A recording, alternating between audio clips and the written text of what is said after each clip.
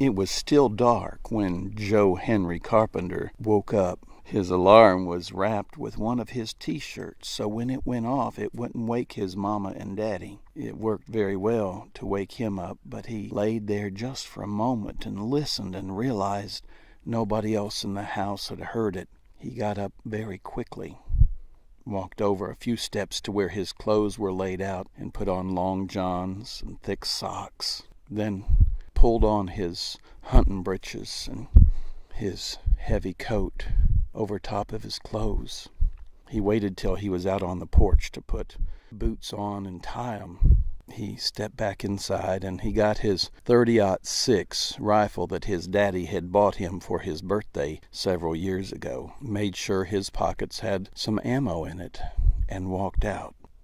He took his flashlight with him so he could find his way, which he had marked with torn pieces of shirt, bright orange shirt that somebody had bought for him and that he never had cared for, and which made better path markers than it had made a shirt. When he got deep into the woods up on the hill, the ridge up above the home that he shared with his mama and daddy, he saw his final goal between two trees was a stand that he had made, cutting down cedar trees to make an improvised ladder, and up at the top, about 20 feet in the air, there was his stand.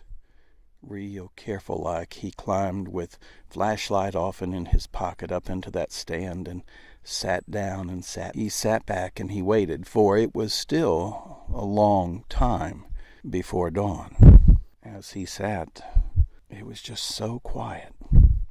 Too cold for the tree frogs, too early for the little birds and the squirrels that would wake up soon and make noises and sing and praise the day. But this was a time for reflection. As he sat, he looked into the dark, seeing very little, and just feeling content, knowing that for 3 or 4 generations this place had been theirs. His family's, the Carpenter family, had lived here for years and years, way over 100 years. They were some of the first settlers there in Plank, Kentucky. As he sat, he wondered why they called it Plank. Was the first settlers so non-creative that they couldn't think of River Bend or Dark Waters or something? They called it Plank.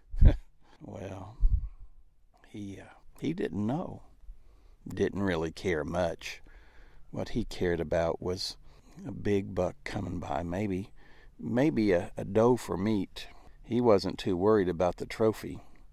He just was concerned that it would be good to put some meat in the freezer.